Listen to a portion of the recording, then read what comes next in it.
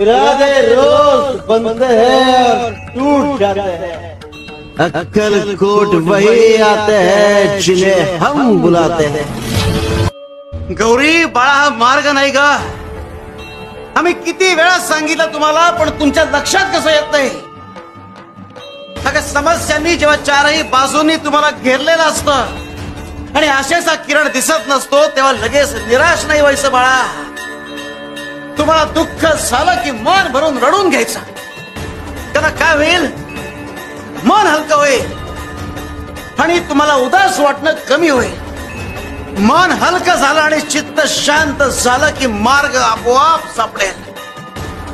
Shivar Shankar, Namami Shankar, Shiv Shankar Shambho.